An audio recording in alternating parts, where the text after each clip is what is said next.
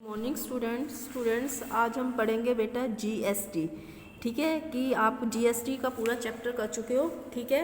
लेकिन अब हम करेंगे कि जीएसटी की जब हम फाइनल अकाउंट्स बनाते हैं तो जीएसटी की कैसे एडजस्टमेंट करते हैं, यानी फाइनल अकाउंट्स में बैलेंस शीट में हम कैसे जीएसटी को दिखाते हैं। ठीक है, आपको पता है जीएसटी क्या होता है। जीएसटी क्या होता है कि all indirect taxes like custom duty, excise duty, sale tax, VAT, पहले सारे इनडायरेक्ट टैक्सेस पे किए जाते थे। इनकी जगह एक सिंगल टैक्स पे किया जाता है जिसको हम क्या कहते हैं, जीएसटी कहते हैं, गुड्स एंड सर्विसेज टैक्स। यानी ये सारे टैक्स मिलके आपका एक सिंगल टैक्स बन गया है। और जीएसटी आपका कलेक्ट किया जाता है कस्टमर से और पेड किया जाता है परचेज के टाइम। तो GST is paid at the time of purchase. GST is paid at the time of purchase और जीएसटी इज कलेक्ट कब किया जाता है, ये at the time of sale. ठीक है, सेल के टाइम इसको कलेक्ट किया जाता है और परचेज के टाइम इसको पे किया जाता है। ठीक है, जब हम इसको पे करते हैं तो इसको हम क्या कहते हैं, इनपुट सीजीएसटी। ये आप सारा कर चुके हो, जर्नल एंट्रीज की थी ना। जब परचेज करते तो क्या एंट्री करते थे, purchase account debit, input CGST account debit, input SGST account debit.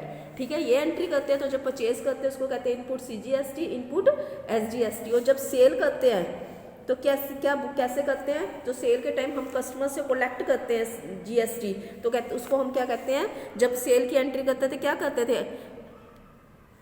आप, आउटपुट सीजीएसटी।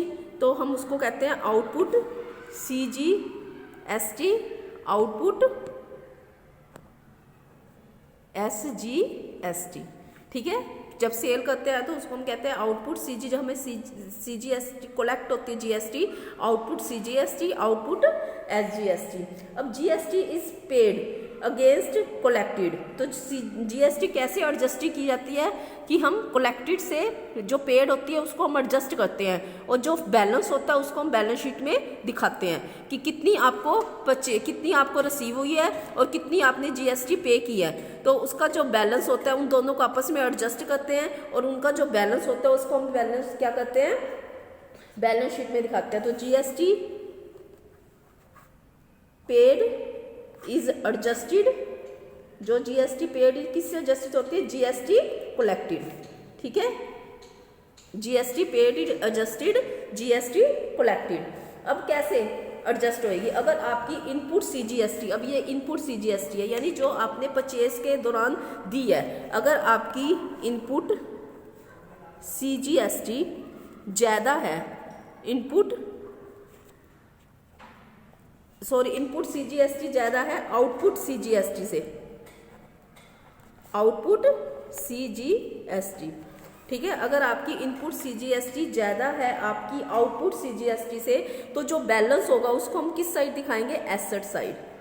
ठीक है, अगर आपकी इनपुट सीजीएसटी ज़्यादा है आउटपुट सीजीएसटी से, तो बैलेंस किसको दिखाएंगे, एसेट साइड में। अगर आपकी आउटपुट सीजीएसटी ज़्यादा है, ठीक है, अगर आउटपुट सीजीएसटी ज़्यादा है इनपुट सीजीएसटी से, अगर ये ज़्यादा है, उल्टा अगर आउटपुट ज़्यादा है, आउटपुट सीजीएसटी ज़्यादा है इनपुट सीजीएसटी से, तो फिर हम किस साइड दिखाएंगे, लायबिलिटी साइड।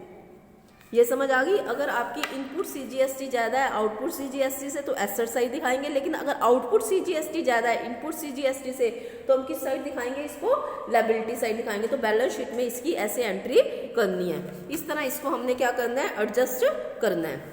अब अगर ये तो इनपुट सीजीएसटी की तो होगी, ऐसे ही इनपुट एसजी ज़्यादा है तो अब हम पहले इनपुट सीजीएसटी की बात की, अब इनपुट एसजीएसटी वही होगा। अगर इनपुट एसजीएसटी ज़्यादा है इनपुट आउटपुट एसजीएसटी से, अगर इनपुट एसजीएसटी ज़्यादा है आउटपुट एसजीएसटी से, तो हम उसको किस साइड दिखाएंगे, एसेट साइड।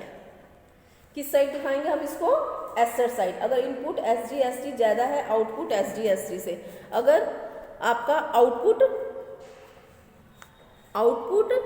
एसजीएसटी ज़्यादा है इनपुट एसजीएसटी से, तो हम इसको किस साइड दिखाएंगे, लायबिलिटी साइड। यानी सेम वही एंट्री होगी, अगर इनपुट ज़्यादा है आउटपुट से तो एसेट साइड। बस आपने ये ध्यान रखना है, इनपुट आउटपुट से ज़्यादा है तो एसेट साइड, अगर आउटपुट ज़्यादा है वो आपको क्वेश्चन में जब ट्रायल बैलेंस में दिया होगा तो आपको पता चल जाएगा कि इनपुट ज़्यादा है या आउटपुट ज़्यादा है। अगर इनपुट ज़्यादा है तो हम एसेट साइड एंट्री कर देंगे, अगर बेटा आउटपुट ज़्यादा है तो हम उसकी किस साइड एंट्री कर देंगे, लायबिलिटी साइड एंट्री कर देंगे। ओके, अगर आपको, और इसी तरह हमने क्या करना है, आपकी ये दिखानी है एसेट और लायबिलिटी साइड्स में, ठीक है। अब आपको एडजस्टमेंट में कुछ एडजस्टमेंट दी होती हैं, ठीक है, जैसे कि एडजस्टमेंट के साथ भी कई बार आपको दिया होता है CGST SGST। मान लो आपको रेंट आउटस्टैंडिंग दिया हुआ है, रेंट आउटस्टैंडिंग दिया हुआ है, तो रेंट आउटस्टैंडिंग के साथ आपको लगाया हुआ है कि 6% आपने CGST लगाना है और 6% आपने SGST लगाना है। 6% CGST, 6% आपने SGST लगाना है रेंट आउटस्टैंडिंग के साथ। तो आपकी क्या एंट्री होगी, आपको पता है ना, एंट्री की थी ना, रेंट अकाउंट डेबिट, कितना रेंट है, मान लो 10,000 रेंट है, मान लो रेंट अकाउंट डेबिट, फिर आएगा input CGST account debit, input SGST account debit to outstanding rent account. तो यहाँ पे आ जाएंगे 10,000, यहाँ पे आ जाएंगे आपके 600, 6% निकालना है, यहाँ पे 600, टोटल आपका आ जाएगा 11,200। ये आपकी एंट्री बन जाएगी, ठीक है। Rent account debit, input CGST account debit, input SG to outstanding rent account, 11,200 आ जाएगा, ठीक है। अब आप 11,200 की एंट्री किस में करेंगे, बैलेंस शीट में करेंगे। 11,200 आपकी एंट्री किस में होगी, बैलेंस शीट में आउटस्टैंडिंग रेंट में होएगी। और आप रेंट में ट्रायल बैलेंस में कैसे दिखाएंगे, to rent add outstanding rent, ठीक है। तो इसी तरह आपकी बेटा एंट्री हो जाएगी इसमें। अब आउटस्टैंडिंग एक्सपेंसेस अगर आपके ट्रायल बैलेंस के अंदर दिए हुए हैं तो इसका मतलब आप GST ऑलरेडी पे कर चुके हो, तो इसका मतलब आपने GST की कोई भी एंट्री नहीं करनी है। अगर एडजस्टमेंट में दी गई है तभी GST की एंट्री होएगी, वरना मैं कि GST इसका मतलब ऑलरेडी पे है। अगर ट्रायल बैलेंस के अंदर है तो ट्रायल बैलेंस के अंदर GST की एंट्री नहीं होगी। और आपको पता है वेजिस और सैलरी, ये आपने जब जनरल एंट्री की थी तब भी क्या था, वेजिस और सैलरी एग्जम्प्ट होते हैं GST में। वेजिस और सैलरीज पे आपका वेजिस एंड सैलरी एग्जम्प्ट होते हैं, यानी इन पे आपका GST नहीं लगती, ना तो वेजिस पे लगती है ना ही सैलरी पे लगती है, ठीक है।